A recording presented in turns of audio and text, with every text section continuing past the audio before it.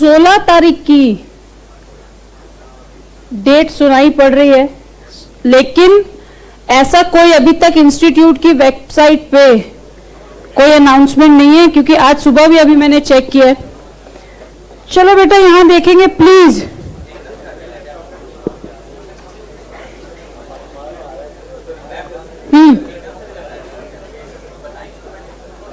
एक दिन उनको तो सिर्फ है कि 1-2 दिन पहले भी अनाउंस किया तो क्या दिक्कत है?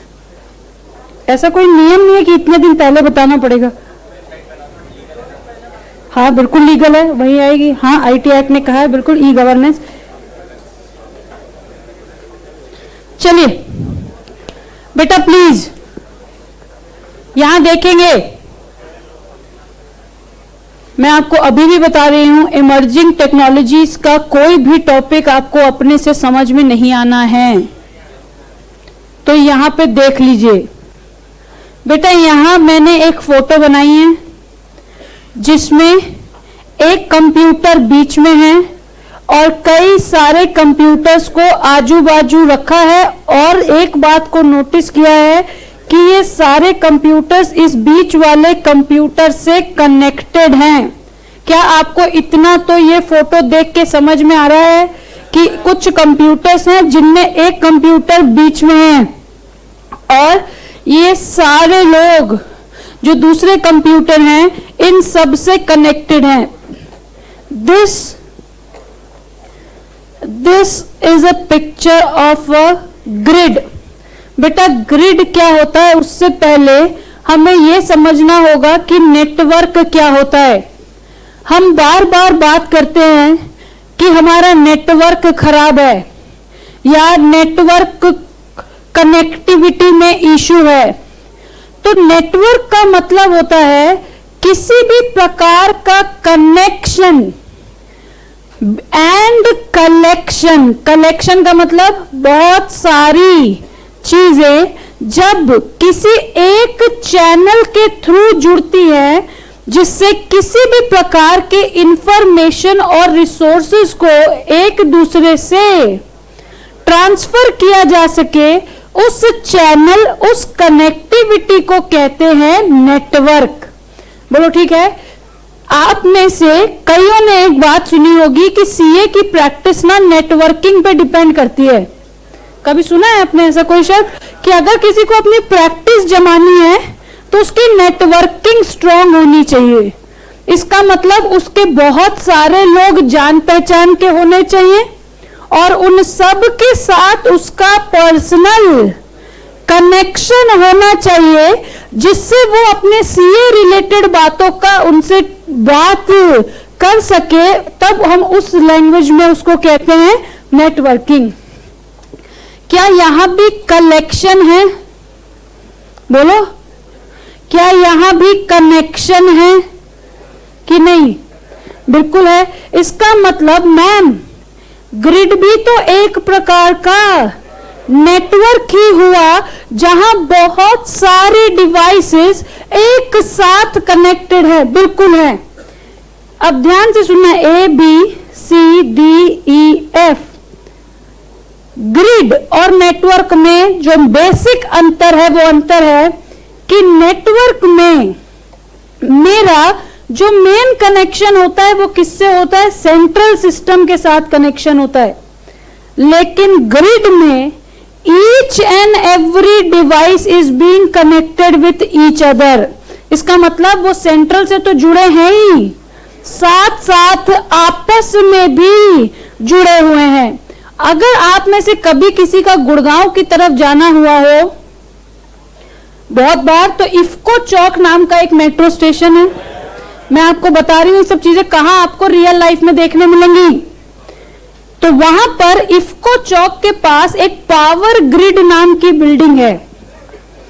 कभी अगर देखिएगा आप तो पावर ग्रिड, ये ग्रिड क्या होता है बेटा? आज से कुछ साल पहले, मेरे हिसाब से शायद 5-6 साल पहले, एक बार ऐसा हुआ था कि पूरे नॉर्थ इंडिया में पावर कट हुआ था। मेट्रो भी काफी समय के लिए रुकी हुई थी। तो रीजन दिया गया कि नॉर्दर्न ग्रिड फेल हो गया है पावर का।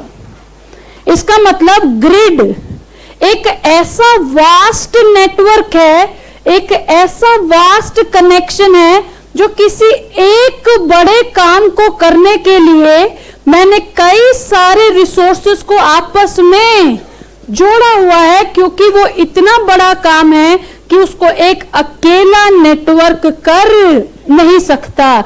इसका मतलब अगर जब भी मैं ग्रिड की बात करूंगा आगे से, तो मैं ये बात को ध्यान रखूंगा कि भाई grid collection of devices as well as networks. इसका मतलब ग्रिड इतना बड़ा है कि उस ग्रिड के अंदर डिवाइसेस भी हैं और कई सारे नेटवर्क्स भी हैं जो आपस में एक दूसरे से जुड़े हुए हैं। अब एक लाइन लिखी जाएगी, वो लाइन आपके बेनिफिट में काम आएगी, ध्यान से सुनेंगे। इन grid each and every device connected is allowed to share the information and resources from each and every other device connected in a grid। इसका मतलब मैंने कहा अगर मैं F हूं तो मैं बाकी हर किसी से अपने रिसोर्सेज और इंफॉर्मेशन को शेयर कर सकता हूं, और यही बात लागू होगी अगर मैं B होता, A होता, C होता, D होता, जो भी होता। इसका मतलब each and every device connected in a grid can transfer the information and resources with every other device connected in a grid। For example, मान लो हमें हाईवे बनाना है, हमें हाईवे बनाना है 500 किलोमीटर का, ठीक है। तो हमें पता है कि हर थोड़ी थोड़ी देर में या हर थोड़ी थोड़ी दूरी में कॉन्स्टिट्यूएंसीज बदल जाती हैं। पता है आपको, दिल्ली में ही कहीं एमसीडी है तो कहीं एनडीएमसी है, देखा है आपने। इसका मतलब कहीं तो भाई पुरानी दिल्ली में एमसीडी चलती है, लेकिन अगर आप सीपी से इस तरफ निकल जाओ तो वो एनडीएमसी आ जाती है, ठीक बात है। इसका मतलब यहां पर अगर मुझे 500 किलोमीटर का हाईवे बनाना है तो यहां आ रही हर कॉन्स्टिट्यूएंसी के साथ मुझे जुड़ना होगा। वो बताएंगे अपने बारे में मतलब कि यहाँ पे कितनी पॉसिबिलिटीज है, कितने घर हैं जिनको तोड़ना पड़ सकता है हाईवे बनाने के लिए, कितने लोग हैं जिनको शायद मुझे कंपनसेशन देना पड़े, कितने लोग हैं जिनको मुझे शिफ्ट करना पड़ेगा, कितना मटेरियल आपको एक्स्ट्रा लगाना पड़ सकता है due to the situation of the land. ये सारी बातें क्या अपने आप में ये लोग भी एक नेटवर्क हैं, क्योंकि यहाँ पे भी कई सारी डिवाइसेस आपस में जुड़ी हैं। तो ये वर्क कहलाता है grid computing.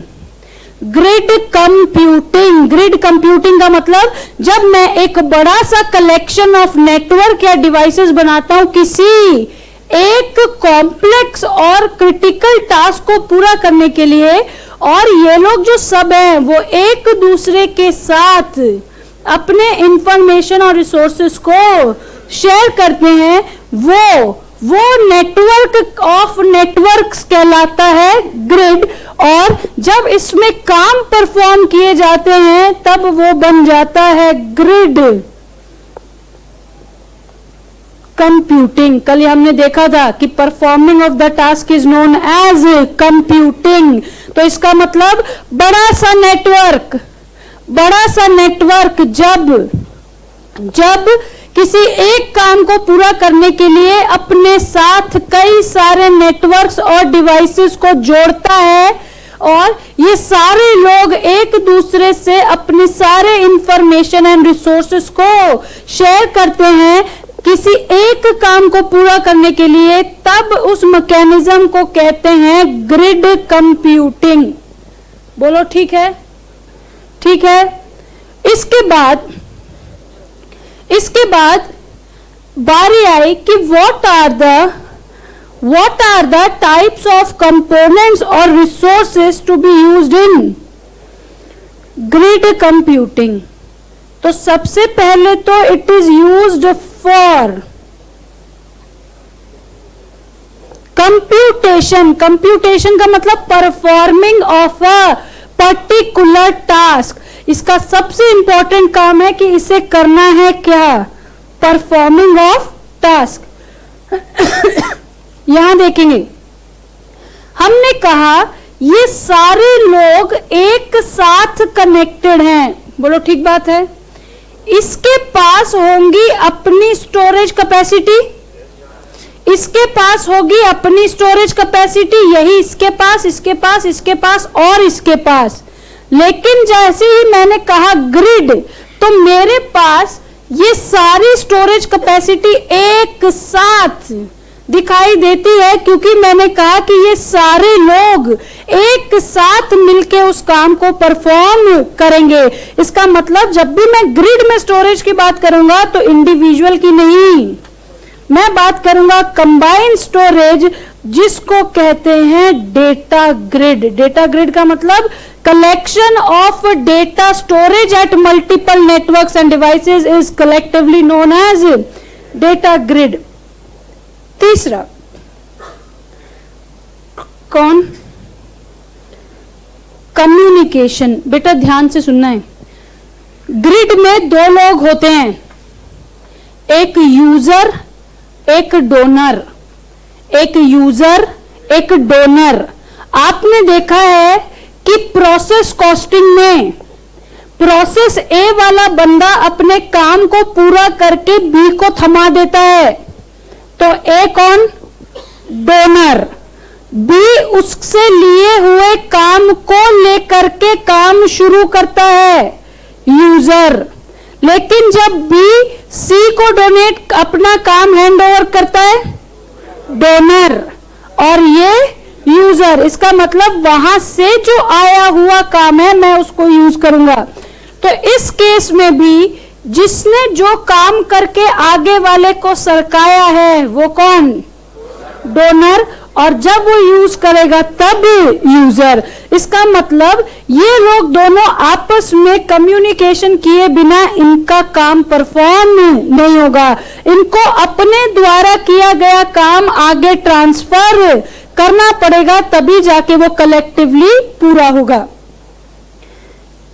Grid require certain software and licenses. अब मैं आपको एक बात बता रही हूं, चैप्टर नंबर 3 में थोड़ी सी काम आएगी लेकिन चलेगा अभी। किसी भी चीज को एक्वायर करने के 3 रास्ते होते हैं। रास्ता नंबर 1, रेडीमेड खरीद लाओ, ठीक बात है। रास्ता नंबर 2, अपने हिसाब से बनवा लो, कस्टमाइज्ड जिसको हम कहते हैं। लेकिन मेरे पास ना घर खरीदने के पैसे हैं ना घर बनवाने के पैसे हैं, तो मैं किराए से ले लो, ठीक बात है। वैसे ही बेटा सॉफ्टवेयर्स और लाइसेंसेस भी लीज्ड होते हैं। इसका मतलब वो सारे सॉफ्टवेयर्स अगर महंगे हैं तो आप उनको क्या कर सकते हैं, लीज पे ले सकते हैं। जैसे फॉर एग्जांपल आज के दिन अमेज़न, नेटफ्लिक्स, जितना आपके पास पैसा है उतना उनको देते जाओ और उतने की फैसिलिटी वो आपको देते जाएंगे। सेंट्रल गवर्नमेंट की तरफ से एक सॉफ्टवेयर आता है Computax. Computax is the software which is used for computing the tax liability of an SSC. तो हर व्यक्ति, हर सीए फर्म जब उस सॉफ्टवेयर को लेती है तो उसको हर साल की ईयरली फीस देनी होती है गवर्नमेंट को, और जितनी बार वो उसको इशू करवाते हैं उतनी बार उनको उसकी फीस देनी पड़ती है। क्या हमने खरीद लिया उसको? नहीं, हमने क्या किया, उसको लीज पे लिया है। And grid required certain special equipments for the computation of complex tasks. तो कितनी बातें दिख रही हैं इसमें? 5। इनका काम storage, communication between user and donors, softwares and licenses if costly they can also be leased, and special type of equipments are required for grid computing। बोलो ठीक है। आपको पिछली क्लास में एक बात बताई थी, एप्लीकेशन एरियाज ऑफ वर्चुअलाइजेशन। ऐसे ही इसका भी एक छोटा टॉपिक बनता है, application areas of grid computing. ध्यान से सुनना है, बड़े बड़े काम करने के लिए ग्रिड बनाया जाता है। बार बार ये बात मैंने बोली है। सबसे पहला तो वो पावर ग्रिड याद कर लेना। तो पहला application area power generation and maintenance. दूसरा हाईवे का एग्जांपल लिया है आपको, civil engineering. Number 3 aviation. Aviation का मतलब प्लेन। अगर एयरप्लेन उड़ाने के लिए भी डिफरेंट नेटवर्क्स को एक साथ जोड़ा जाता है जो इकट्ठे मिलके कहलाते हैं ग्रिड। उसके बाद वेदर फोरकास्टिंग बड़ा काम है। और नेचुरल डिजास्टर वार्निंग्स कि सुनामी आने वाली है या तूफान आने वाला है, ये सारी चीजें जो लोग इकट्ठे मिलके करते हैं वो किसका काम है? ग्रिड का। तो अगर आपसे पूछा जाएगा what are the application areas of grid, तो कौन कौन सी बात? Power generation, aviation, civil engineering, weather forecasting, natural disaster warnings. और भी आप देख सकते हैं कि अगर जो भी डिस्ट्रीब्यूटेड काम होता है उन सब को इकट्ठा करने के लिए क्या यूज होता है? ग्रिड। बोलो ठीक है। कितनी बातें हो गई मैम? 2 बात हो गई। एक हो गई ग्रिड कंप्यूटिंग का meaning, collection of different networks and devices used for accomplishment of a critical and complex task by connecting each and every device with each other. Grid में एक फैसिलिटी है कि हर डिवाइस एक दूसरे के साथ हर डेटा और इंफॉर्मेशन को शेयर कर सकता है, चाहे वो उसकी स्टोरेज कैपेसिटी हो, चाहे वो उसकी प्रोसेसिंग कैपेबिलिटी हो, चाहे वो उसका बैटरी बैकअप हो, वो सारी कुछ वो आपस में बांटते हैं। ठीक है। उसके बाद कुछ ये बातें देखी। अब कुछ दिक्कतें आएंगी किसमें? ग्रिड को चलाने में। वो क्या दिक्कत आएगी और जिसको आपको ठीक करना होगा? तो सबसे पहली दिक्कत है सिंगल साइन ऑन। सबसे पहली दिक्कत क्या है? Single sign on. आईपीसीसी में 2 बातें और थी जो इसमें हटा दी। आईपीसीसी में 2 बात ये थी कि how the user uses the grid and how the server uses the grid. आपके में नहीं है। तो आपको मैं एक बात बताऊं, अभी अभी हमने बीच वाला डायग्राम देखा था, ये जो अब दिख नहीं, फिर भी समझ रहे हैं आप, ये कौन है? Central system. ये हर लोग इसको रिपोर्ट करेंगे, ठीक बात है। ग्रिड में एक फैसिलिटी होती है कि अगर आप एक बार ग्रिड में लॉगिन हो गए तो आप तब तक लॉगिन रह सकते हो जब तक आप लॉग आउट खुद से नहीं करते। तो आप इसको एज इशू सोचो। आपको नहीं लगता कि अगर एक बार किसी काम से बिल्डिंग में घुस गए तो तब तक नहीं निकलेंगे जब तक शायद दूसरों का भी काम ना देख लें? इंटीग्रेटेड वाली बात याद करो। अगर एक बार कोई डिवाइस या नेटवर्क ग्रिड में साइन इन हो गया तो वो तब तक साइन आउट नहीं होता जब तक वो खुद से साइन आउट नहीं करता। जैसे आपका फेसबुक, एक बार लॉगिन हो गया तो जितनी बार फेसबुक का आइकन दबाओगे उतनी बार फेसबुक चालू हो जाएगा बिना आपसे पासवर्ड दोबारा मांगे। तो आपको नहीं लगता कि आपका फोन ऐसे खुला छोड़ना फिर एक रिस्क है? अगर कोई भी ऐसी चीज है जिसमें एक बार पासवर्ड डाल के छोड़ दो तो आपका फोन जिसके भी हाथ में जाएगा वो देख सकता है। तो ऐसे ही होता है बेटा, ग्रिड का इशू है कि डिवाइस अगर एक बार एंटर कर गया तो वो तब तक बाहर नहीं जाएगा तब तक जब तक वो खुद लॉग आउट नहीं करता। तो इससे डेटा प्राइवेसी का इशू आ सकता है कि वो दूसरे लोगों की बातें भी देख सकता है। दूसरा इसी के ऊपर बात है, प्रोटेक्शन ऑफ क्रीडेंशियल्स। बेटा क्रीडेंशियल्स का मतलब होता है the things which are used for protecting something, जैसे आपका पासवर्ड, आपका अंगूठा, आपका आई कार्ड, ये सारी बातें। ये कहते हैं कि आपका पासवर्ड, आपने सुना होगा या देखा होगा, कभी भी जब आप एक पासवर्ड सेट करते हैं तो वो स्पेशली लिखते हैं कि आपका नाम ना हो, 1 2 3 4 5 6 7 8 ना हो, या ऐसे पासवर्ड। इसीलिए जो इंपॉर्टेंट, जैसे अगर आप नेट बैंकिंग चलाते हो कभी, तो आपने ये चीजें देखी हो कि उसमें हर चीज होनी चाहिए, upper case, lower case, number and a special character. ये क्यों बोलते हैं बेटा कि ये आपको सिर्फ आप ही जान सकते हो, इसका लोगों को कॉम्बिनेशन बनाना थोड़ा मुश्किल है, तो आपको ध्यान रखना है अपने पासवर्ड्स का। तीसरा, अभी अभी हमने भी ये बात को माना है कि that all the device are connected with each other, that is अगर ए बी को ट्रांसफर करेगा तो उसे एक्सपोर्ट ऑफ डेटा कहेंगे। बोलो, अगर ए अपना काम करके बी को डेटा भेजेगा तो वो हुआ डोनर। आपके फोन में भी तो ऑप्शन आता है एक्सपोर्ट डेटा, इंपोर्ट डेटा। जब भी एक्सपोर्ट की बात होती है इसका मतलब हम अपनी जगह से उसको बाहर भेज रहे हैं।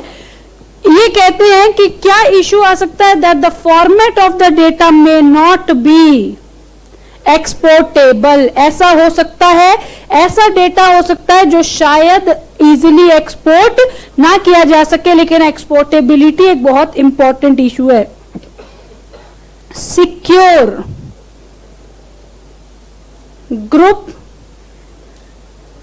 कम्युनिकेशन, यहां देखेंगे एक बार, ये ग्रिड है, ए बी सी डी ई और एफ।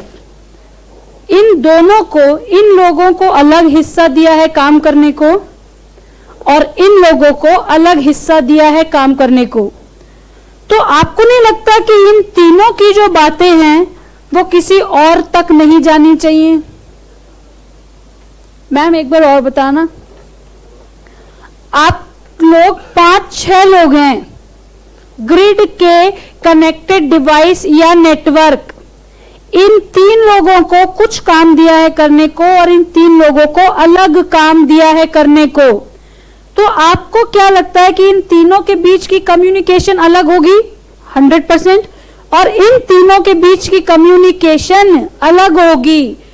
ये कहते हैं कि देखो भाई, ये ग्रुप के बीच की हुई कम्युनिकेशन अनऑथराइज तरीके से यहां तक पहुंचनी नहीं चाहिए। मैंने क्या कहा, किस तरीके से? अनऑथराइज। अगर ऑथराइज्ड है तो फिर उसमें कोई इशू नहीं है, अनऑथराइज्ड इशू नहीं होना चाहिए। और चौथा है मल्टीपल इंप्लीमेंटेशंस। मल्टीपल इंप्लीमेंटेशन का क्या मतलब है? मैं सेंट्रल सिस्टम हूं, मुझसे 1000 ग्रिड्स, आप 1000 डिवाइसेस आपस में कनेक्टेड है। तो सोचो, मुझे तो एक तरफ से कोई बात मिल रही है और इमीडिएटली मुझे एक तरफ कोई बात ट्रांसफर भी करनी है। इसका मतलब the grid must be as strong कि वो एक समय पे कई सारी चीजों को इंप्लीमेंट कर सके। इतना स्ट्रॉन्ग होना चाहिए क्या? ग्रिड। बोलो ठीक है क्या बात? सिक्योर मल्टीपल इंप्लीमेंटेशन और टास्क, कि ग्रिड एक समय में कई यूजर्स को और कई डोनर्स को एक साथ मैनेज कर सके। तो व्हाट आर द इश्यूज? ये आईपीसीसी में 2 बार पूछा है, इंटर में तो पूछा नहीं है, आईपीसीसी में 2 बार पूछा है। कौन कौन सी बात है? अगर एक बार कोई घुस जाता है तो निकलने का नाम नहीं लेता। पासवर्ड्स को प्रोटेक्ट करना बहुत जरूरी है। जो डेटा है वो उस फॉर्मेट में होना चाहिए जो आसानी से एक्सपोर्ट हो सके।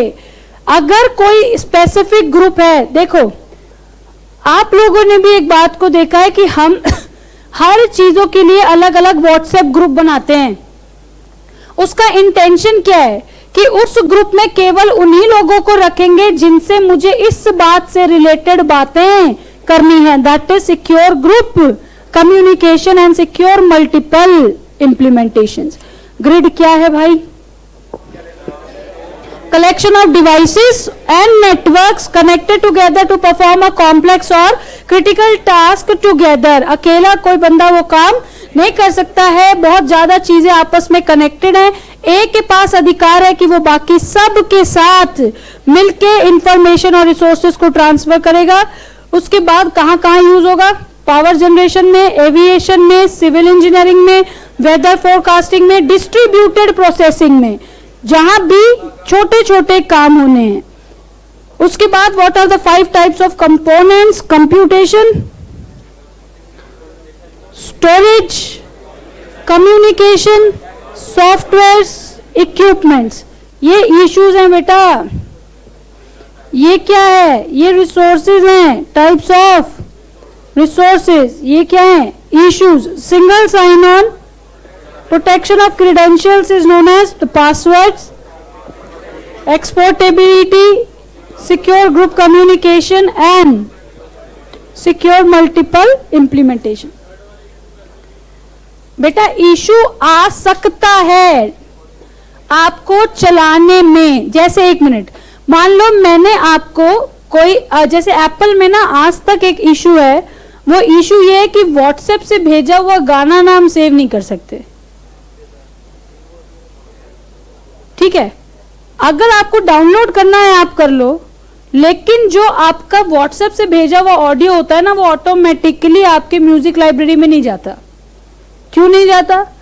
कि कोई ना कोई फॉर्मेट इशू है। आपने ये भी देखा होगा कि कई बार आप कोई पेन ड्राइव लगाते हैं लैपटॉप में और वो कहता है this type of format does not support in this device. तो इसका मतलब आपने सोचा था कि इस डिवाइस से इस डिवाइस में मैं डेटा ट्रांसफर करूंगा, तो एक्सपोर्ट हुआ इस डिवाइस से इस डिवाइस में, लेकिन आपकी एक्सपोर्ट पूरी हो नहीं पाई। क्यों? ड्यू टू सम डेटा और फॉर्मेट इश्यूज या स्टोरेज इशू, कोई भी। तो ये कहते हैं कि क्योंकि ग्रिड ने भी आपस में एक दूसरे को एक्सपोर्ट करना है, तो जरा चेक कर लेना कि जो डेटा आप ट्रांसफर करोगे वो ऐसे फॉर्मेट में हो जो आसानी से एक्सपोर्ट हो जाए और ये इशू आपके ग्रिड को हैम्पर ना करें। ठीक है, आज एक बहुत इंपॉर्टेंट शब्द की बात हो रही है जो आगे बहुत ज्यादा यूज होगा, and the word is reliability. Ma'am reliability कौन सा कोई बड़ा शब्द है? अगर हम किसी के ऊपर भरोसा कर सकते हैं तो उसे रिलायबिलिटी कहते हैं। सुनने में ठीक लग रहा है लेकिन लिखने में ठीक नहीं लगेगा। तो मैम लिखने में क्या होगा? बेटा हमारे केस का मतलब टेक्नोलॉजी के केस में जब भी बात रिलायबिलिटी की होगी तो बात को याद रखना कि जब भी मैं इस चीज को इस्तेमाल करने की सोचूंगा वो चीज उसी वक्त मेरे लिए अवेलेबल हो जाएगी, तब उस चीज को कहेंगे रिलायबल। बात को ध्यान से सुनना है। आप अपने दोस्त जो कहते हैं कि भाई एक रात को 1 बजे फोन के भाई बंदे लेके आ जा, और वो आ जाए, इसका मतलब रिलायबल। जब मुझे जरूरत हो तब उस चीज को मैं इस्तेमाल कर सकूं, तब उस चीज को कहते हैं रिलायबल। इसका मतलब हम किसी भी चीज की कैरेक्टरिस्टिक्स या एडवांटेज में रिलायबिलिटी अगर लिखते हैं तो इसका क्या मतलब है? That it can be used whenever required। बात समझ में आ रही है? जब हम कभी भी शब्द रिलायबिलिटी शब्द अब लिखेंगे तो इसका मतलब है कि ये वाली जो चीज है उसे हम कभी भी यूज कर सकते हैं whenever we required। ठीक है, रही बात बेनिफिट्स की तो वो लिखते लिखते देखेंगे। तो आप हेडिंग देंगे ग्रिड कंप्यूटिंग, बेनिफिट में एक यही नया वाला शब्द था और जो भी आता जाएगा मैं लिखते वक्त बता दूंगी।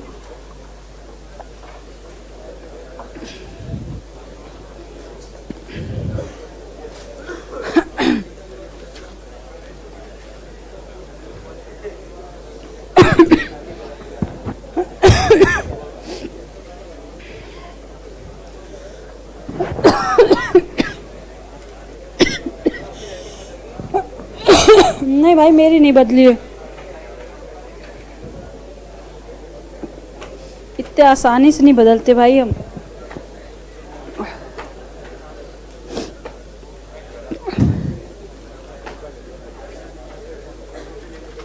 क्या हमने कुछ ABCD भी लिखा है? वर्चुअलाइजेशन में ABCD के नाम की भी कोई चीज है? A तो आप इसको लिख लेंगे B। यहां पे याद रखने के लिए हम ये फोटो भी बना लेंगे।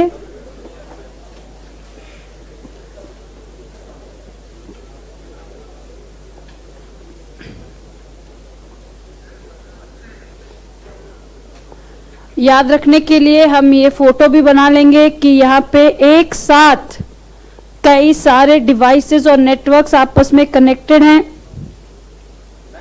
हाँ जी, इंडिविजुअली भी कनेक्टेड होते हैं, इससे वाया भी कनेक्टेड होते हैं। ग्रिड कंप्यूटिंग, अरे फोटो बनाओ ना, तो मैंने रोका थोड़ी है। अच्छा मैं धीरे धीरे लिखूंगी बस। अच्छा मैं पेन कलर चेंज कर लेती हूँ।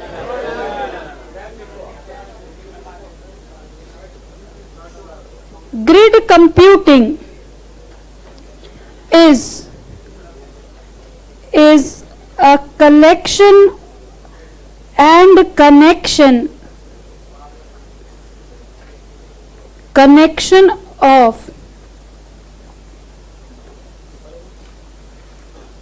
different networks and devices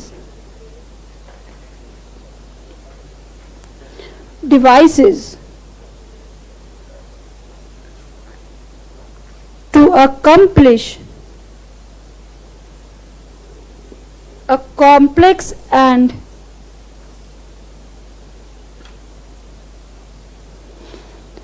critical task.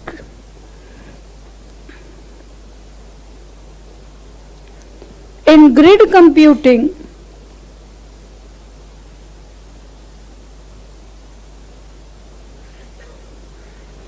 every device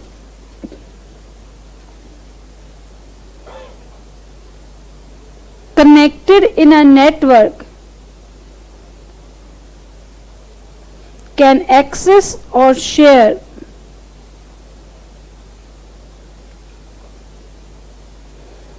the information and resources of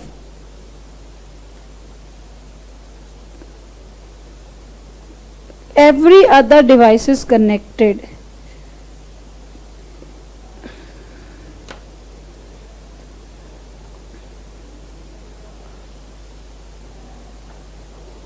All the computers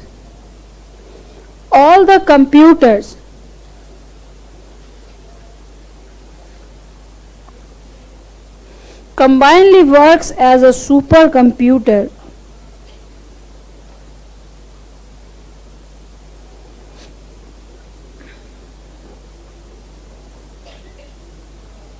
to perform the complex functions.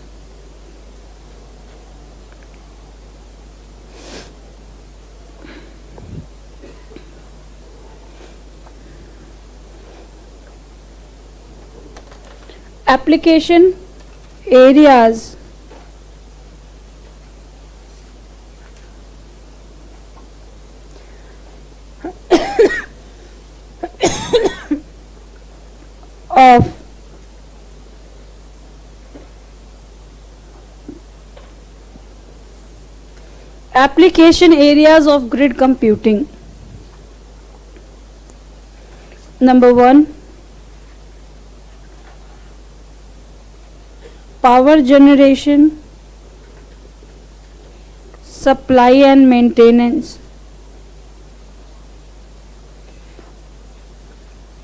Number 2, aviation industry.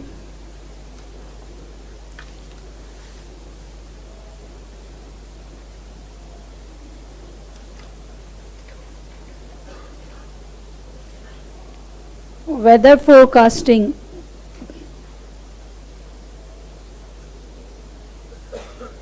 Natural disaster warnings.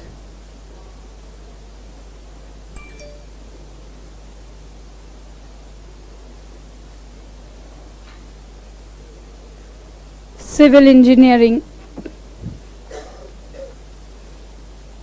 like construction of bridges,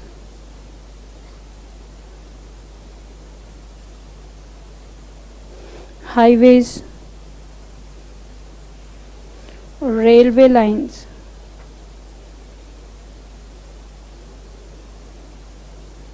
etc.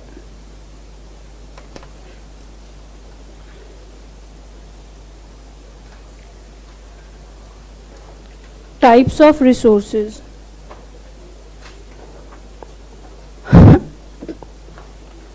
Types of resources में number 1 is computation, bridges, construction, computation,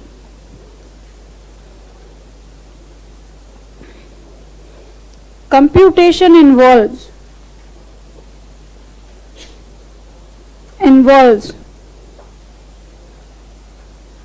the various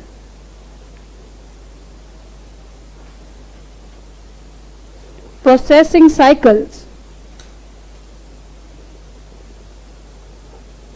to process the task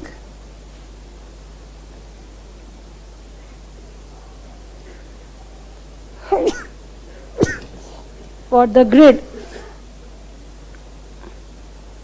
with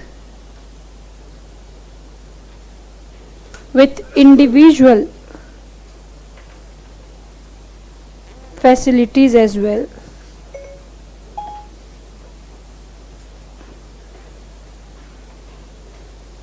ऊपर वाली sheet बची किसी की?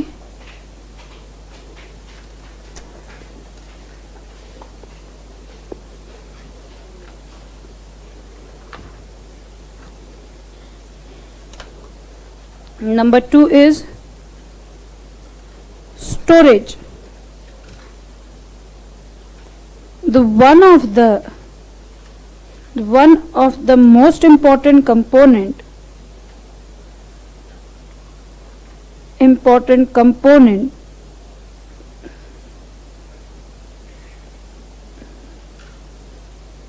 of grid is data storage. That is,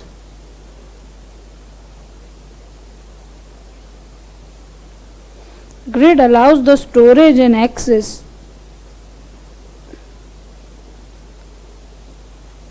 of data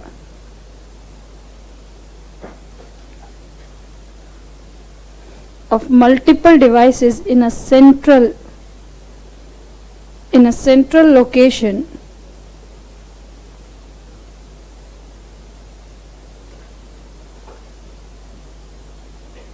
known as data grid. Number 3 is communication.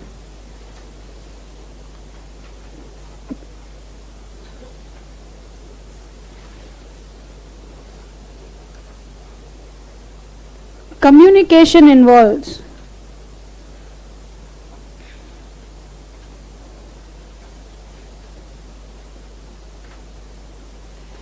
the transfer of data, information, resources, and the portion of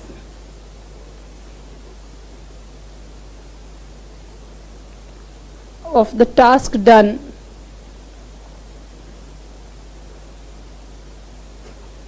to the other devices in the grid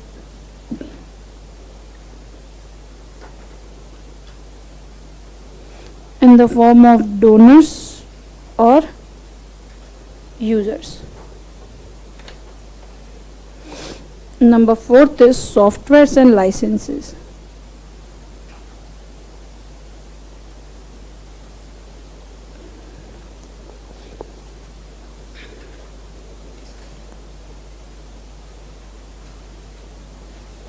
Grid may require donors. Grid may require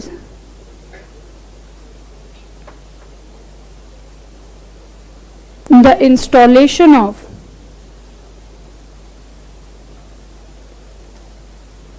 various softwares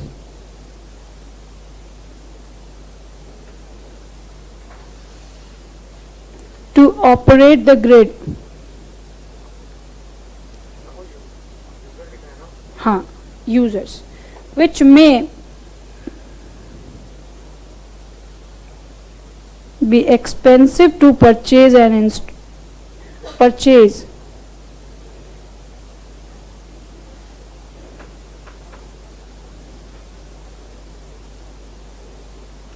Therefore, the softwares may also be taken on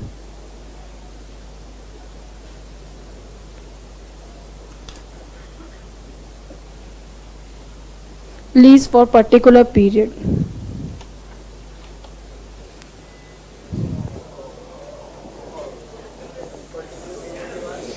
Particular period, वो full stop हो गया, second point लिखेंगे.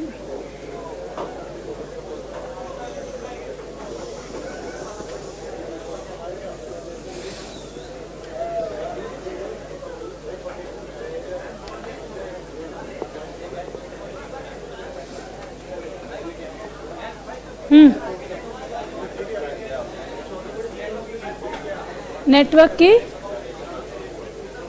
अरे 1 minute यार please, 1 minute में कर लेना, बोल देना 1 मिनट में कर लेना.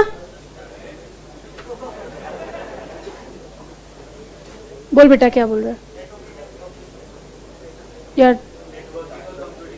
अच्छा, नेटवर्किंग और कंप्यूटिंग में डिफरेंस क्या है बेटा? कंप्यूटिंग का मतलब होता है किसी भी काम को करना, और नेटवर्किंग का मतलब होता है चीजों को कनेक्ट करना जिससे वो काम कर सकें.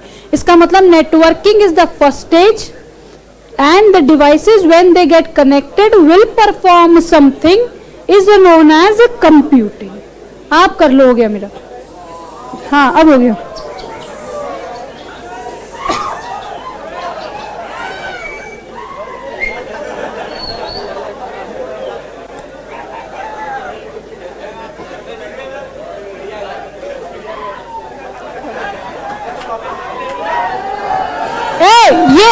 ये मेरी क्लास का नहीं है,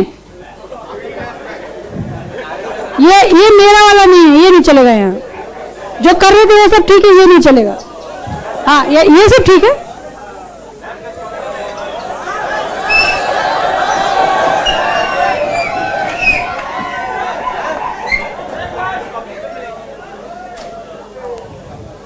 बस बोलो बेटा. हाँ, ये अच्छा सवाल है, मैं आपको इसका जवाब 12 बजे से पहले दूंगी. अभी कॉल करके पूछती हूँ.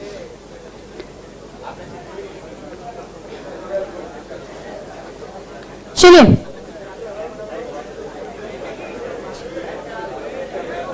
मेघराज भैया एक बार ये जितने भी ये टेलीविजन सेट्स हैं उनको चेक करो कि वो चले हैं या नहीं.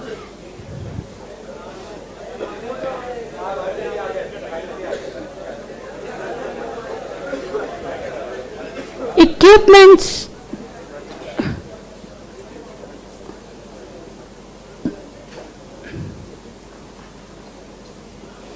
grid computing requires various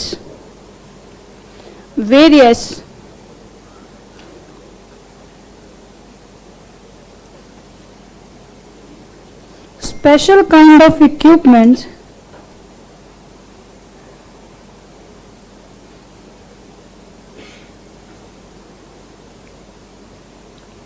infrastructures. अच्छा, 1 मिनट, ये दोनों देखेंगे दोस्त. 8909 गाड़ी का नंबर है, 5030. उठवा दें?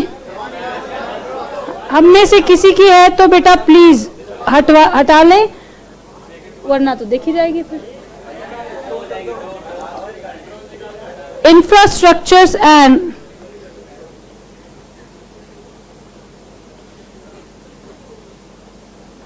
operating facilities which are usually not common.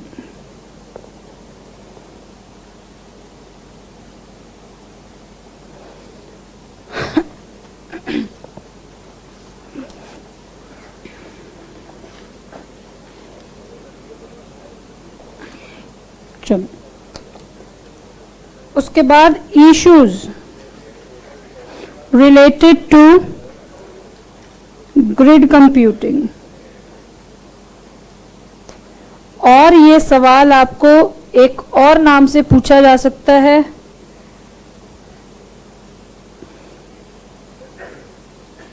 Grid computing security. ऐसी कौन कौन सी बातें हैं जिनकी वजह से ग्रिड की सिक्योरिटी कॉम्प्रोमाइज हो सकती है या उसमें किसी प्रकार का कोई इशू आ सकता है? तो सबसे पहला सिंगल साइन ऑन। आपको ये बात कहनी है कि वो तब तक ही रहे अंदर जब तक उसका काम ना हो जाए। A device once authenticated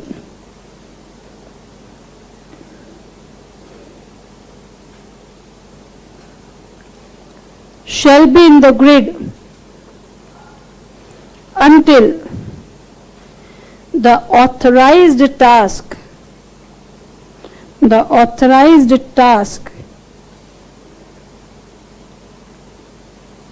for the device is completed। क्या ये बात दोनों तरफ से ठीक है कि वो तब तक हो सकता है उसको जल्दी निकाल दें, तब तक भी मत निकालो? कब तक? जब तक उसका काम कंप्लीट नहीं हो जाता, और हो जाए तो उसको भगा दो। फिर protection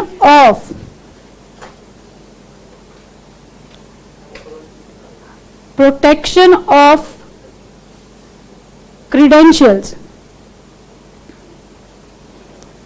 passwords, private keys, etc. shall be protected.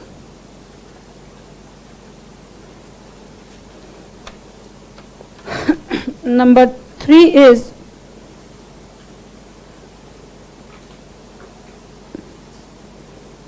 exportability. The data और कोड्स। ऊपर वाली शीट बची किसी की?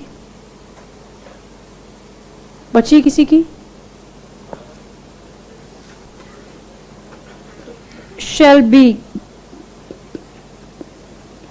exportable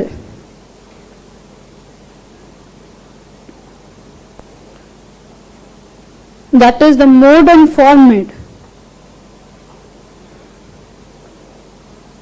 to be used in the devices for the data must be supportable.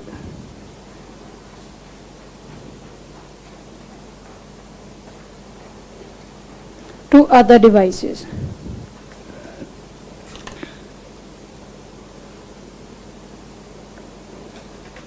Number 4 is secured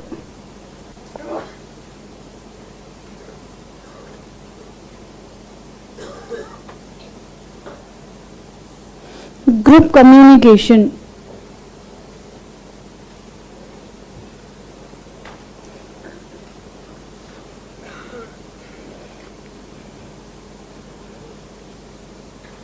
The specific number of devices when connected and coordinated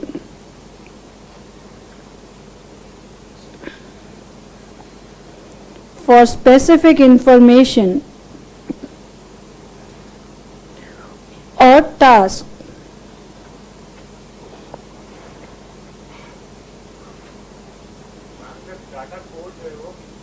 codes, it must only be joined by the authorized device.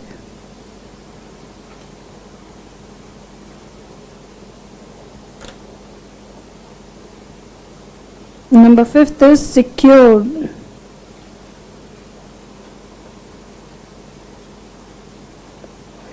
multiple implementations.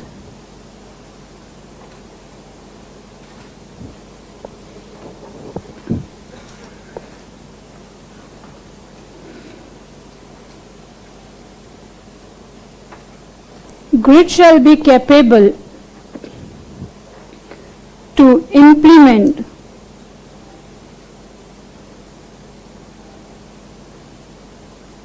various tasks and resources at a time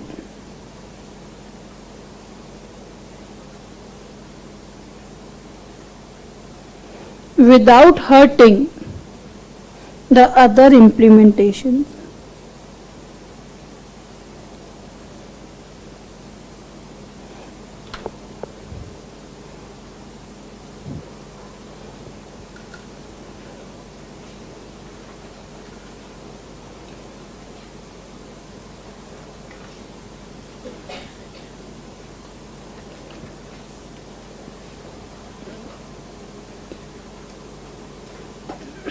ऊपर वाली sheet बची है किसी की?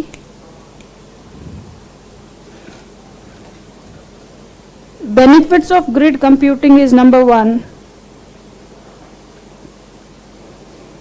utilization of underutilized resources. क्या ये बात ठीक है? A, B, C, D, E 5 लोग कनेक्टेड हैं. A के पास बहुत ज्यादा प्रोसेसिंग नहीं है, तो हम क्या कर सकते हैं, उसको अपनी कुछ प्रोसेसिंग करने के लिए दे सकते हैं. उसको लिख दूं क्या एक एक लाइन में? लिख दो. चल लिख लेते हैं, कोई बात नहीं. Grid allows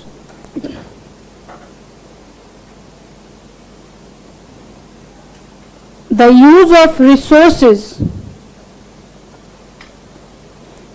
from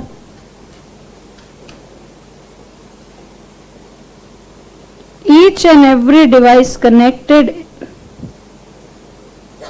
Therefore, sometimes the device which is underutilized on its own may be provided with the task of others. या मान लो वो काम नहीं कर रहा है, तो हम क्या कर सकते हैं, उसके में अपना डेटा स्टोर कर सकते हैं, हमें वो भी चीजें मिल जाएंगी with the task of others और using the capabilities.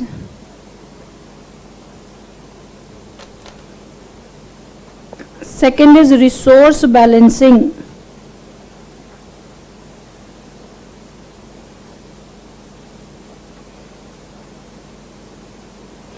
Grid targets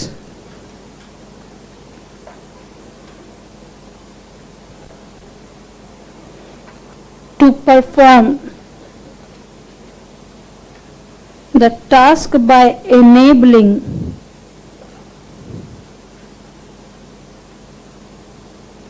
the delegation of work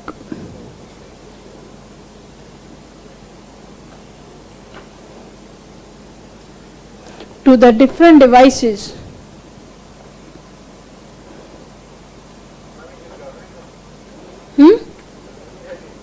क्या हो, ये ज्यादा हिल तो रहा है? हाँ, जनरेटर की वजह से कोई इशू हो सकता है या हाँ. अब ये नहीं हो कि लिखने की वजह से एक दो लाइन तुम भी ऊपर नीचे ऐसे लिख दो. जैसा दिख रहा है वैसे ही लिखना. By keeping. अरे यार क्या चाह रहा है कौन?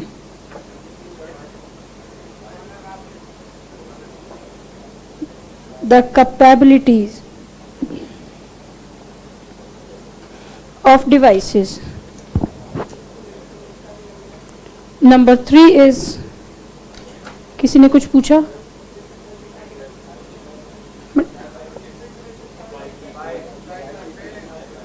By keeping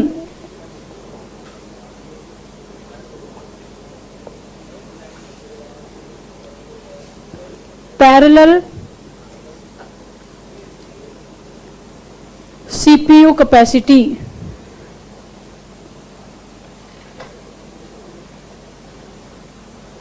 a single task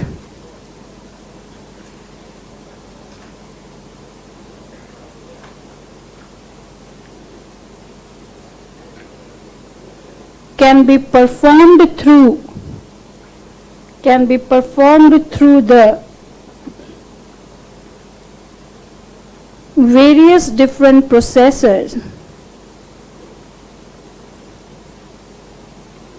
independently,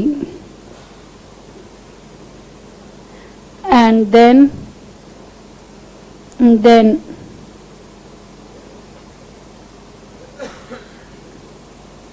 the task is integrated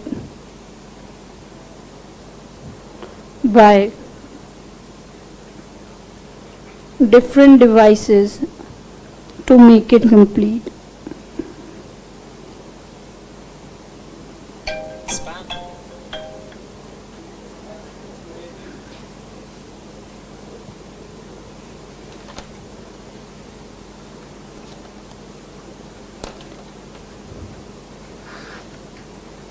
Number 4 is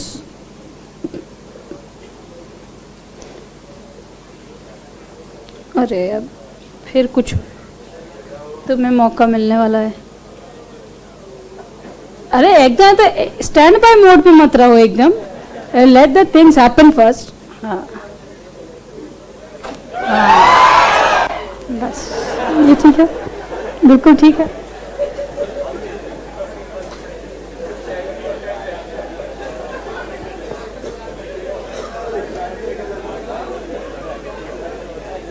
बस हो गया ना, मौका खत्म। रिलायबिलिटी,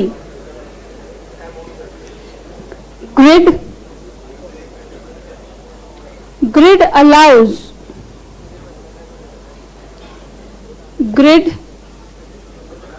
यार मैंने ऑन कर दिया बेटा प्रोजेक्टर, यहाँ से नहीं हुआ है क्या? 1 मिनट का समय दीजिए please. Grid allows the devices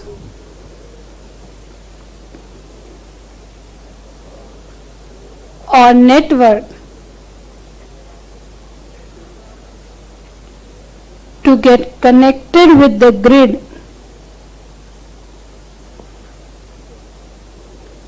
whenever required for any purpose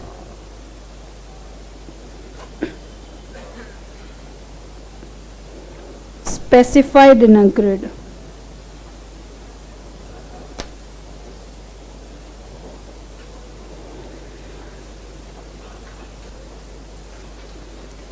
ऊपर वाली शीट बची किसी की? Access to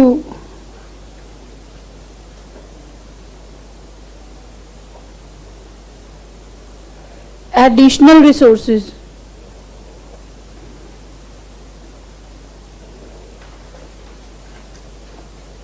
Grid allows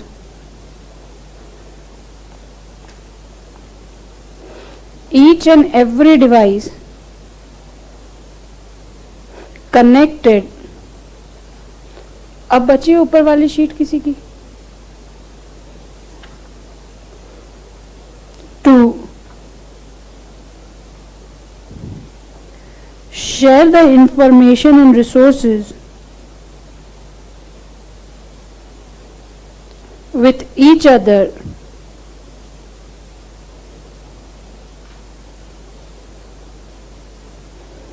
which results in excess of resources not present with the device.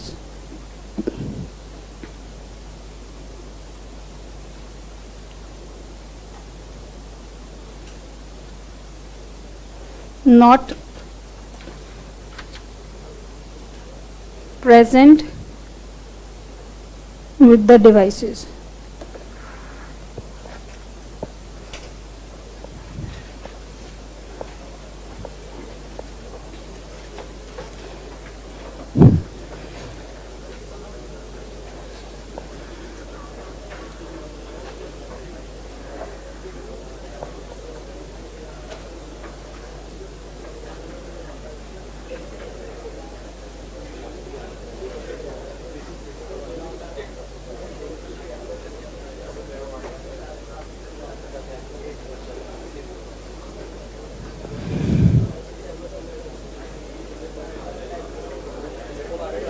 हाँ जी,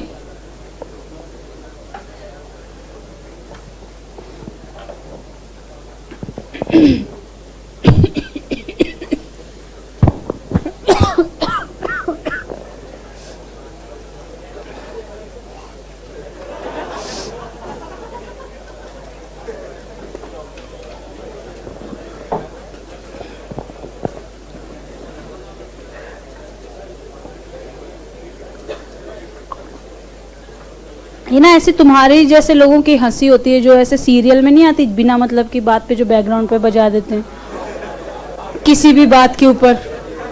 मतलब ये भी सोचने वाली बात होती है कि इस पे हंसना था। चलो ठीक है, नहीं अच्छी बात है अगर आपको हंसी आती है, दैट्स वेरी गुड। सब लोगों के पास ऐसा होता भी नहीं कि एवरीवन कैन नॉट लाफ। हाँ जी, कल देखा था virtualization, very very very important. आज तो सुबह आके रिवाइज भी नहीं करा उसको। हमने देखा, अभी हमने कल देखा था कि कुछ ऐसी चीजें बनाना जो असलियत में नहीं है लेकिन असली के जैसा काम कर सकती हैं। कैसे करेंगे उसको? या तो किसी चीजों को मिला के कुछ बड़ा बनाएंगे या बड़ी चीजों को डिवाइड करके कुछ छोटी छोटी बातें करेंगे।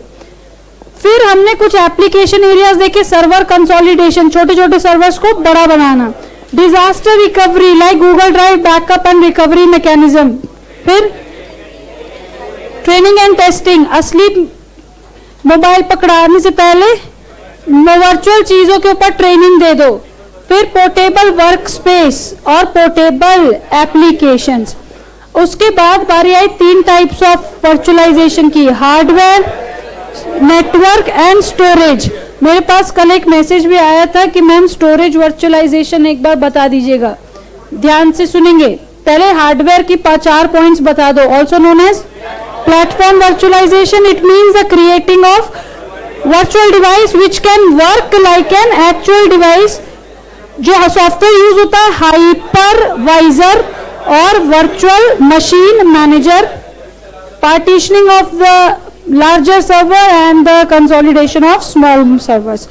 उसके बाद नेटवर्क का सीधी यही बात थी। स्टोरेज मैं फिर से बता देती हूँ बेटा, स्टोरेज वर्चुअलाइजेशन का मतलब होता है कि देखो भाई ऐसा है, वर्चुअल का मतलब ये बात तो तय है कि वो असलियत में तो नहीं है, लेकिन ऐसी जगह जहां पर बहुत सारा डेटा एक जगह पे इकट्ठा है और मेरा जो यूजर है वो जब चाहे तब उस वर्चुअल जगह से अपने डेटा को एक्सेस कर सकता है, एडिट कर सकता है, डिलीट कर सकता है, ऐड कर सकता है, और उसके लिए उसके पास कोई एरिया की लिमिटेशन नहीं है। इसलिए हमने ये इस बात को लिखा था कि भाई it allows the access of data from anywhere around the world, ठीक है, without the complexity of storage area network। इसके लिए कल मैंने आपको इंट्रानेट का भी एक एग्जांपल दिया था। उसके बाद हमने लिखा है that it is an abstraction of logical storage from physical storage। इसका मतलब मुझे ये नहीं देखना है कहाँ स्टोर्ड है, मुझे मतलब है किससे, उस डेटा से। और ये भी हमने लिखा था कि भाई मुझे तो कई बार पता भी नहीं होता कि मेरा सर्वर की लोकेशन कहाँ है, ठीक है। आज हमने बात की ग्रिड की, आपस में सब लोग कनेक्टेड हैं, बड़े काम को पूरा करेंगे। कैसे? सब लोग मिलके एक सुपर कंप्यूटर बन जाएंगे और सब लोग अलग अलग काम करके इकट्ठा करके उस काम को पूरा करेंगे, ठीक है। कहाँ कहाँ यूज होएगा? पावर जनरेशन में,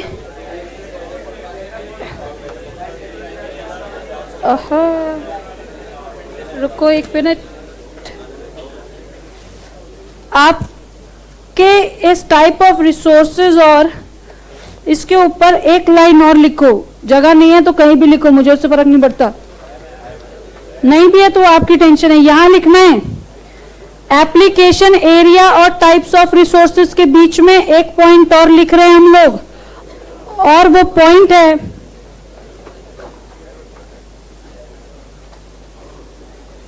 any large scale business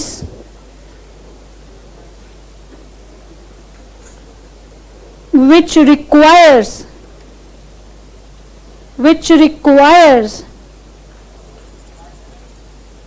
मैंने बोला काटने की, मैं तुमको कंफ्यूज नहीं हो जाओ इसलिए काट दिया, जिसको नहीं काटना है ये बिल्कुल ऐसा ही रहेगा, एकदम सच साफ सुथरा लिखा है, मैंने इसलिए लिखा है कि तुम कंफ्यूज नहीं हो जाओ। विच रिक्वायर्स, कोई दिक्कत नहीं, ऐसे लिए अंडू लिख दो उसमें, which requires the distributed processing. इसका मतलब कोई बड़ा स्केल का बिजनेस जहां कहीं कोई काम होता हो, जैसे मान लो मारुति है तो उसके कुछ पार्ट्स कहीं बनते हैं, कुछ कहीं बनते हैं और असेंबलिंग कहीं और होती है। दिस इज ग्रिड, बड़ा नेटवर्क जहां पर छोटे छोटे जगह पे अलग अलग काम होते हैं और उनको मिला के इकट्ठा करना होता है।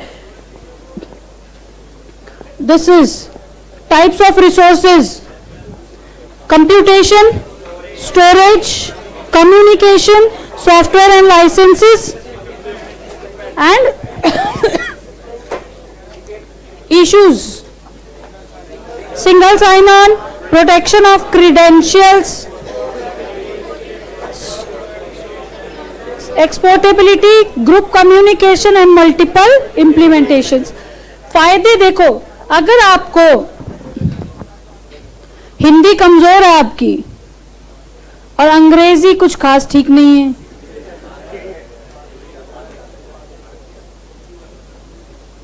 नहीं पहले कुछ लोग जरूरी ज्यादा काम कर रहे हैं वो कर लें, फिर हम लोग शुरू करेंगे, मेरे पास मुझे कोई हड़बड़ी नहीं है।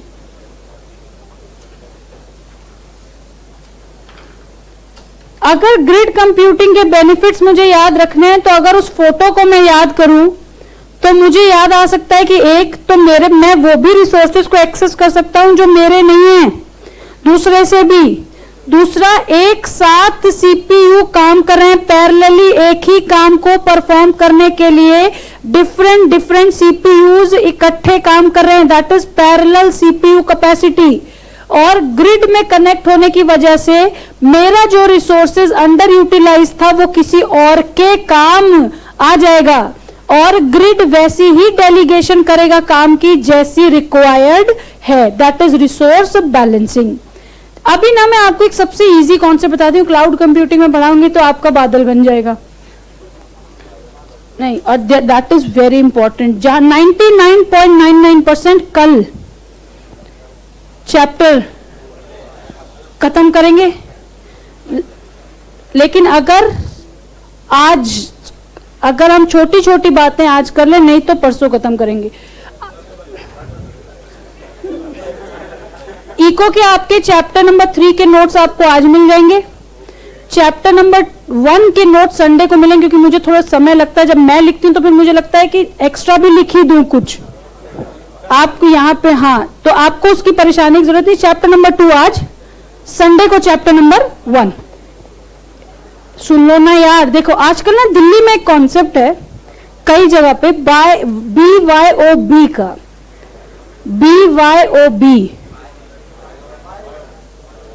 मैं जब समझा रही हूं तो दिल्ली में आजकल ना हर जगह है, हाईवेज में होता है ये कॉन्सेप्ट BYOB का। ये हमारी टेक्नोलॉजी से रिलेटेड नहीं है, जनरल लाइफ की बात बता रहे हैं, उसी की बात टेक्नोलॉजी में फिट करेंगे।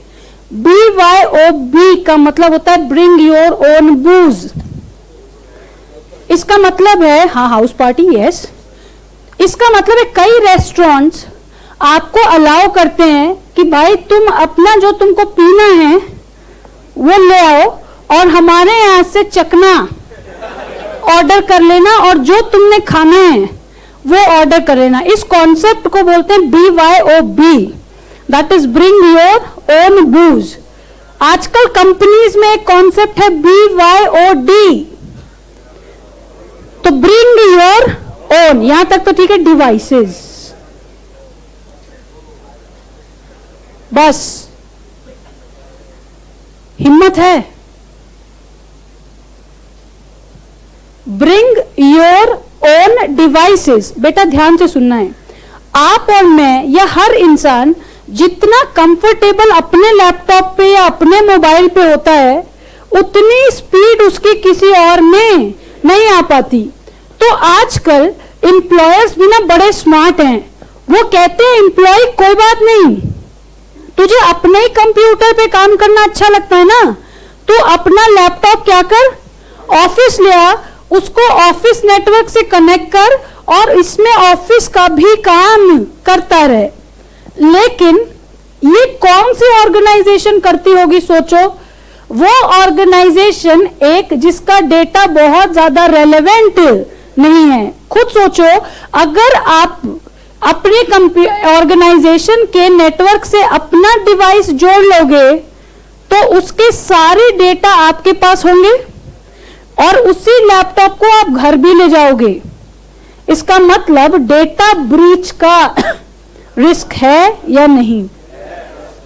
और दूसरी बात, वो ऑर्गेनाइजेशन इस बात को अलाउ करती है जिन्होंने अभी अभी काम शुरू किया है और उनके पास बहुत ज्यादा इंफ्रास्ट्रक्चर के पैसे नहीं है, तो वो कहती हैं भाई एम्प्लॉय अभी थोड़ा हाथ टाइट है, अभी अभी काम शुरू किया है, तो एक काम करो, तुम अपने ही डिवाइसेस लाके काम करना शुरू करो। तो this type of topics are important for short notes. BYOD, bring your own device, ये कहता है कि ऑर्गेनाइजेशन या कोई कंपनी या कोई फर्म अलाउ कर रही है अपने एम्प्लॉइज को कि भाई एम्प्लॉय, अगर तुमको ऐसा लगता है कि तुम्हारी एफिशिएंसी इसमें ज्यादा है तो क्या करो, अपने डिवाइस को ही ऑफिस ले आओ और उसी डिवाइस पे ऑफिस का भी काम करो। या क्या मेरी इंटेंशन हो सकती है कि मेरे पास पैसे नहीं है, मेरे पास पैसे नहीं है, अभी अभी मैंने काम शुरू किया है, तो भाई एक काम करो, तुम अपना ही लैपटॉप ले आओ क्योंकि मेरे पास अभी इंफ्रास्ट्रक्चर खरीदने के पैसे नहीं है। आपको क्या लगता है कि अगर आप एम्प्लॉय हो तो आपको क्या फायदे होते होंगे कि अगर आप अपना लैपटॉप लेके जाओगे ऑफिस? एक तो मैं खुश हूं, अपने डिवाइस पे कंफर्ट अलग होता है, एफिशिएंसी भी बढ़ जाती है, ऑर्गेनाइजेशन के भी पैसे बच रहे हैं, उसको लैपटॉप नहीं खरीदने पड़ रहे, और अपने लैपटॉप के बारे में हम जानते हैं। इसका मतलब स्पेशल सपोर्ट की भी जरूरत एम्प्लॉइज को नहीं पड़ती कि भाई वरना क्या होता है, कुछ भी हो गया, ये चल नहीं रहा है, इसको ठीक करो, ये आपका लैपटॉप है, पता नहीं इसमें क्या दिक्कत है, इसको ठीक करो। लेकिन अगर मेरा अपनी डिवाइस होती है तो हम उसके बारे में बातें जानते हैं। तो what are the 4 advantages of BYOD? Happy employees, that is the comfortable है, दूसरा एफिशिएंसी है, कॉस्ट कम हो रहा है ऑर्गेनाइजेशन का, और चौथा IT सपोर्ट की भी जरूरत कम पड़ती है। देखो ये बहुत ज्यादा टेक्निकल बात नहीं है इसकी जो टेक्निकल बात है वो कल बताऊंगी, आज सिंपल बात। BYOD, bring your own device, ये 2 टाइप की कंपनीज करती हैं। एक जो चाहती है कि भाई एम्प्लॉय की एफिशिएंसी आनी चाहिए कैसे भी आए, अगर वो अपने डिवाइस पे कंफर्टेबल है तो अपना डिवाइस लाए और अपने डिवाइस पे ही काम करे। और दूसरा, मैं एक स्टार्टअप हूं, मेरे पास उतने फंड्स नहीं है कि मैं इतने सारे लैपटॉप्स को खरीद सकूं। फायदे क्या है? Employees are much more comfortable, they are efficient, organization का फिक्स कॉस्ट बचता है, और चौथी बात कि IT सपोर्ट की जरूरत कम पड़ती है। नहीं, अरे कसम खाई है हमने, हम नहीं तो कभी बोलेंगे नहीं, हम क्या कहेंगे, कंपैरेटिवली कम पड़ती है। लेकिन आप एक बात सोचो, बीइंग एन एम्प्लॉय ही, अगर मैं थोड़ा सा इसका ड्रॉबैक सोचूं तो आपको नहीं लगता कि आपका डिवाइस जल्दी डेप्रिशिएट हो जाएगा जितने से होता? एक आप उसको घर में यूज करते तो वो जितने साल चलता उससे ऑटोमेटिकली अब उसकी लाइफ कम हो जाएगी। अगर आपका डिवाइस चोरी हो गया तो आपके ऑर्गेनाइजेशन का डेटा लॉस भी हो जाएगा। नहीं होगा, आपके ही तो लैपटॉप में सब कुछ है, आपका लैपटॉप गया इसका मतलब डेटा। और आपको पता है इसके लिए जितनी भी बिग फोर्स हैं उनके जितने भी लैपटॉप्स होते हैं सब एनक्रिप्टेड होते हैं। ये एनक्रिप्शन क्या है ये हम लोग देखेंगे एनक्रिप्टेड होते हैं, इसका मतलब आप बाहर के डिवाइस से तो डेटा कॉपी कर सकते हो, लेकिन उस लैपटॉप से आप कहीं भी डेटा कॉपी नहीं कर सकते। आप पेन ड्राइव लगाओ चलेगी, लेकिन अगर आप सोचो कि मैं अपने लैपटॉप से डेटा कॉपी कर लूं, नहीं कर सकते। दूसरा, वो लैपटॉप का डेटा तब तक एक्सेस नहीं होगा जब तक आप ऑफिस नेटवर्क से कनेक्टेड ना हो, चाहे इंटरनेट हो, लेकिन वो तब तक एक्सेस नहीं कर सकते।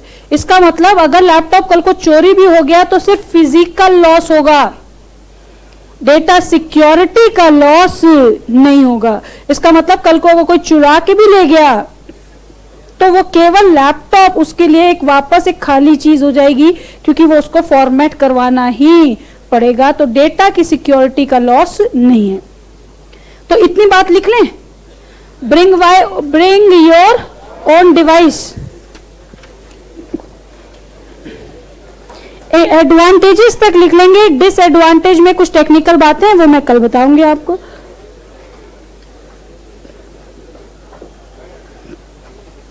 Bring your own devices, that is BYOD. BYOD. BYOD refers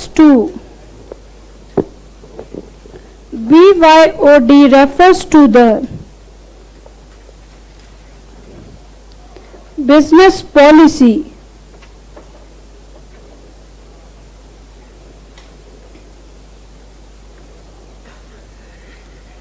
that allows the employees to bring their preferred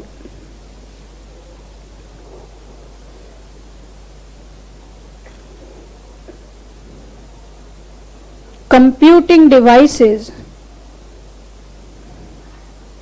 to the office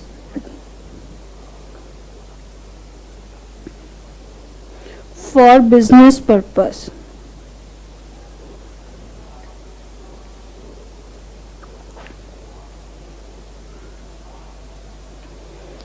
This policy provides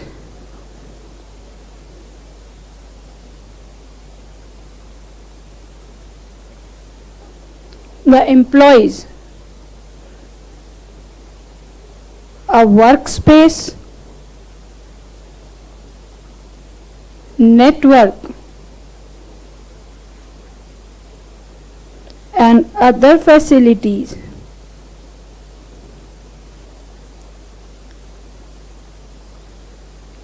to work with their personal devices.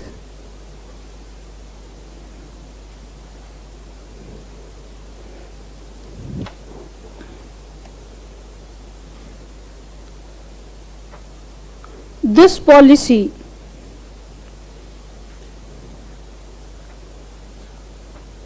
results in the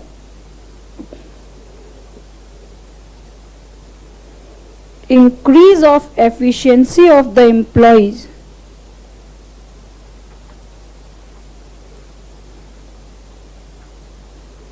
as well as the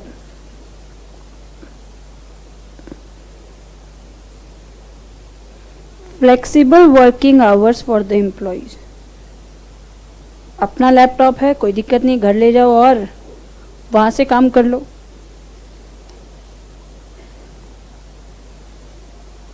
This policy is usually adopted by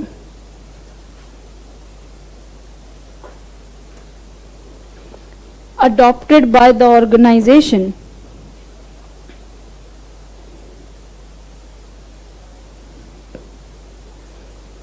where the investment availability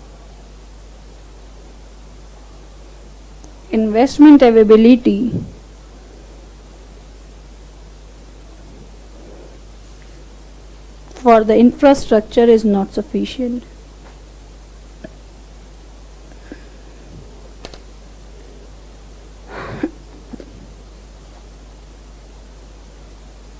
Benefits: first is happy employees.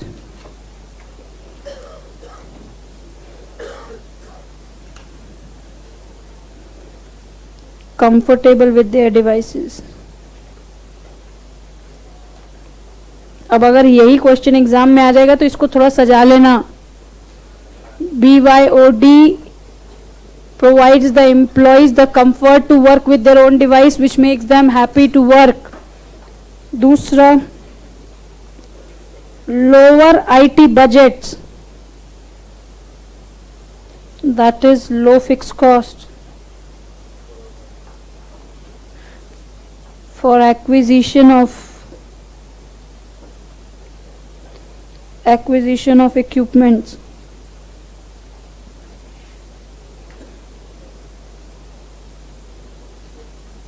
Increase in efficiency,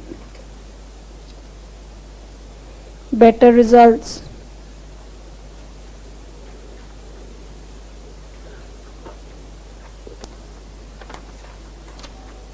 and एक last और बात है, वो क्या है? Lower IT support.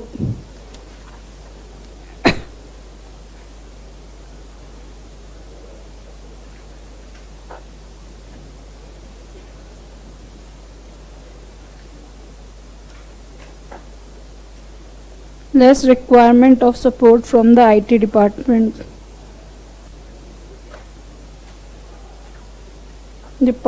related to the device.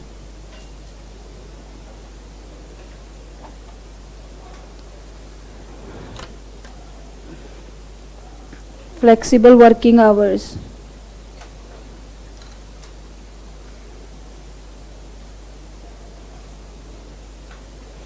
Allows work from home.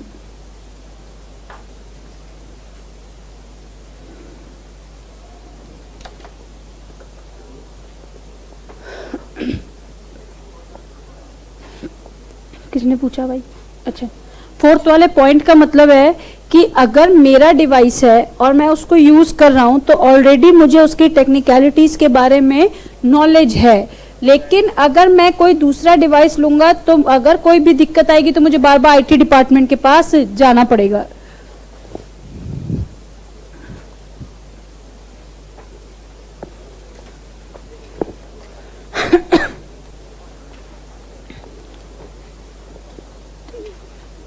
तेरह और 4 17 26 जनवरी से पहले, वो तो है, वो छोड़ो, छुट्टियां नहीं है. EIS रैप अप करेंगे 25 जनवरी को.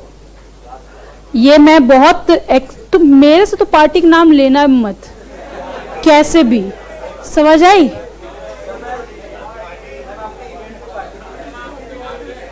शर्म करो, थोड़ा पाप लगेगा.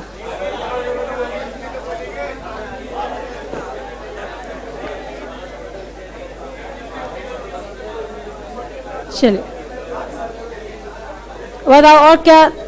मतलब जो ये सीधी बात है, यहाँ पे तुमने समझ लिया है कि जहां से निकल सकता है वहां निकाल लो, ठीक है?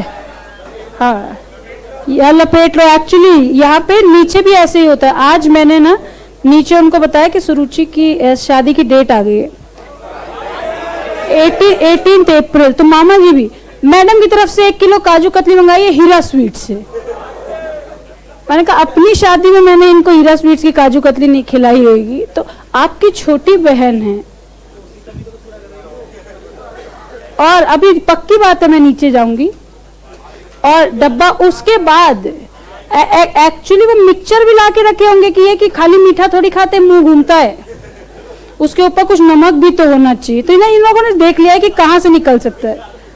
हाँ, कोई बात नहीं. देखो तुम क्या हो पता है, तुम लोग ना इन्वेस्टमेंट हो, यहीं से रिटर्न आती है.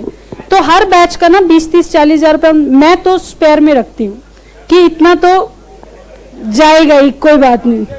हाँ, इतना प्रोविजन है, इतना नॉर्मल होता है.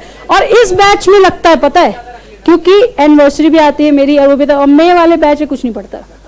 लेकिन तब भी 10-20 हजार 30 हजार वहां तब भी लग जाता है वहां पे भी. लेकिन ओके, तुम ही लोग से तो कमा रहे हैं यार, थोड़ा बहुत इधर तो दे ही सकते हैं, है ना? इको के नोट्स 2 बजे चैप्टर नंबर 2 परसों. आप पेपर मैं अभी बात कर लेती हूँ. जिनको जाना है वो जाएं, मैं जिनसे जिन्होंने पूछा उनका जवाब मैं अभी दे के जाऊंगी।